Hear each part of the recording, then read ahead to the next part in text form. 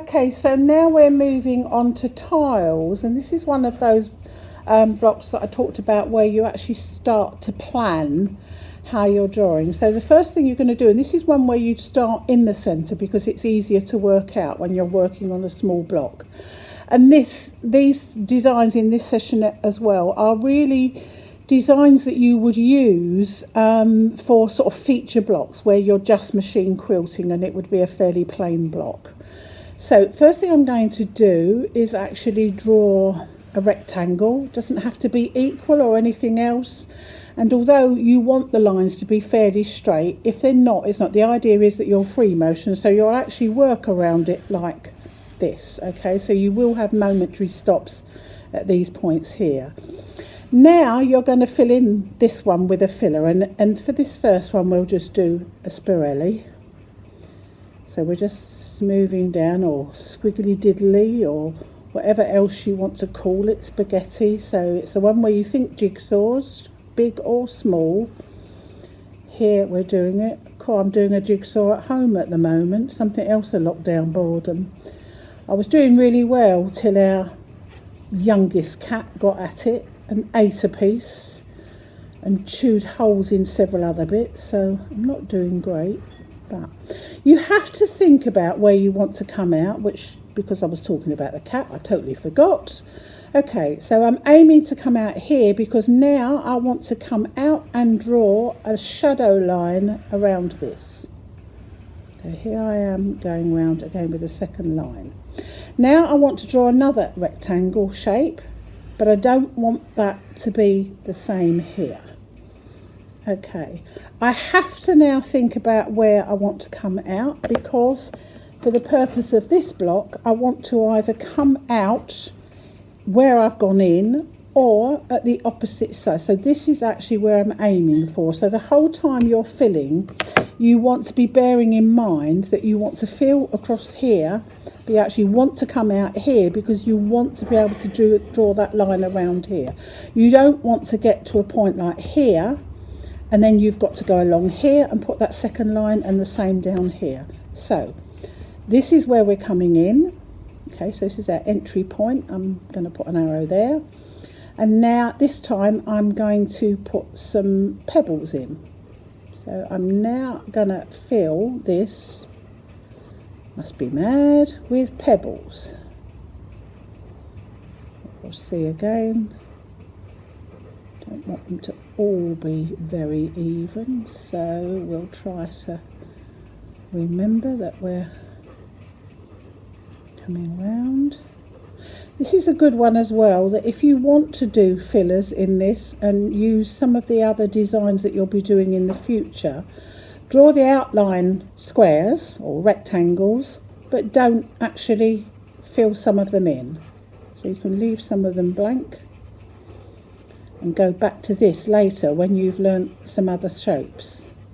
So that's quite a nice way of filling in to practice scaling down. Some people find it really easy to do the designs very large and some people small, so you get the opposite in terms of scale.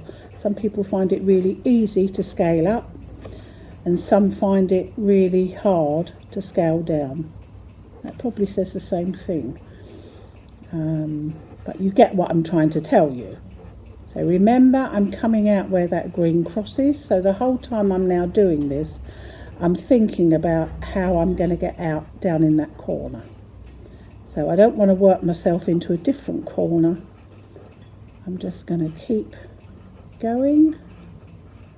Another pen that is going on me again. A pen crisis. Okay, so now I can come out where I want, and I'm going to work around the outside of that block here and around and back. Now I'm going to travel along a line, I'm going to come down and I'm going to come across. I don't want these lines to line up. I'm going to switch pens. I want them to stay things. So again here now, this is where I've ended up, so I know that I need to come out down here. Okay, so I've come in here. Let's do some hearts and loops. I'm going to go 1, 2, 3. Put an extra loop in if it takes you to the wrong place. 3. 1, 2, 3. 1, 2, 3. 1, 2, 3. 1. And I'll put an extra loop in here. 1, 2, 3, 1, and I'm coming out here. So you get the idea, up, through and out. Okay, so now I'm going to travel along here. This is meant to look like broken tiles, so here I'm going to do mussel shells. 1, 2, 3. 1, 2, 3. 1, 2. I'm going to change direction, otherwise I'm just going to have them all going in the same way. 2, 3. 1, 2. 1, 2. 1, 2. 1, 2, 3. 1, 2. 1, 2. I'm going to come over the top of these to get me back to where I need to be. 1, 2, 3. 1, 2, 3. 2, 1, 2, 3. 1, 2. Get the idea. Probably fast forward some of these bits. I'm coming out and I'm going around. And so you go to build up. So each time you're looking to build up somewhere else and so on. So this one you could leave empty to fill. You'd need to do your second line around if you're going to do that. Okay, and you could do the same here. You could put 2 blanks in so that again you've got something that you could fill later on with spirals or a meander or various things like that. So this is tiles. Basket weave I'm going to talk about as a totally separate thing because that's one that you will actually have a template. These are tiles. So if you remember, we started in the centre and we have to start thinking about where we want to come out in order to actually know where we're going to start. So we would be filling this one in, coming out over here so we can add the second line around and so on. So it's one that helps you to start planning as you go.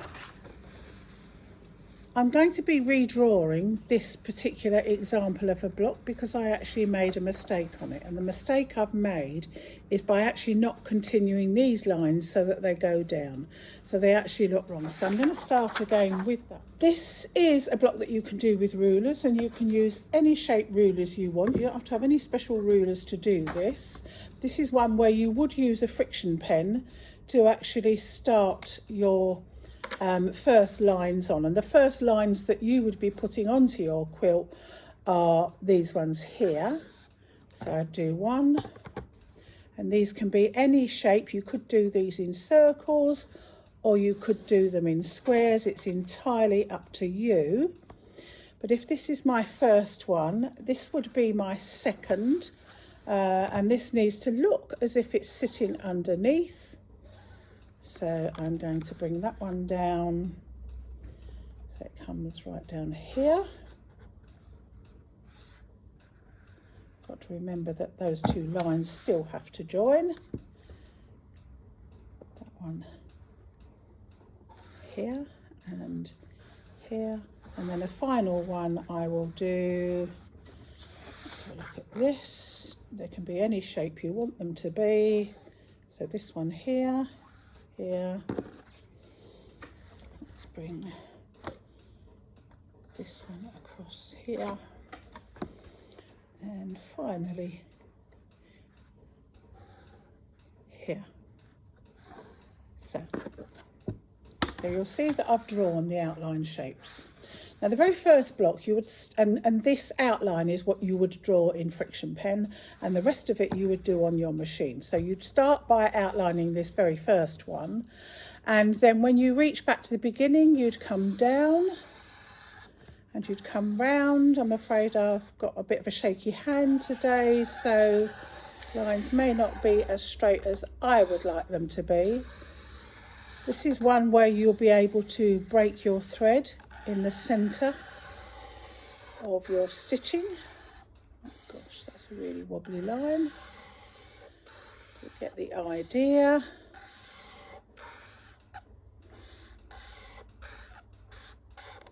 And then you just do a few extra stitches in the centre to actually make that right. So now when you go out to your outer blocks, this is where you need to make sure that the continuity of your line stays. So in this one here, this first part here, I'd be doing this and this. Come back up here, round, across, down, up. You can't see. There, up, down. Oops. Down and so on. Okay, now this part, which is a continuation here, would come on. So I'd be coming along here and up, down, up, down, up, and so on. So this looks like it now continues across, and exactly the same up here. So I'd be coming through and down.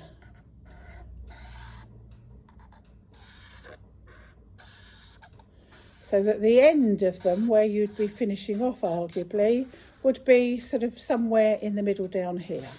Sorry, set down, if you imagine it would be underneath here.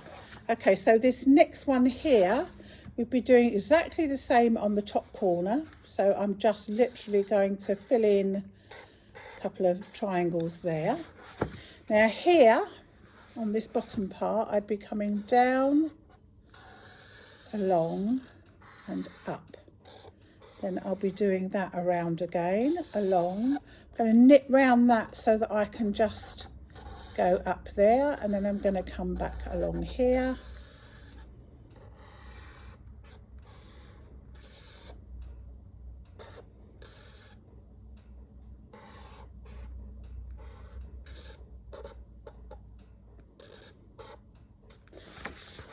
And so on. So you can see now that this is more accurate than my previous version, where I actually forgot to bring these lines down. Yeah. See, it's easily done. It looks better, and if your lines aren't so wobbly, even better. If you're more comfortable, then just draw all of those lines on, but make sure you use a dissolvable pen or a friction pen. But actually, if you use the machine for as you're quilting and you take it slow, you will be able to do that, and it can look really effective in a block.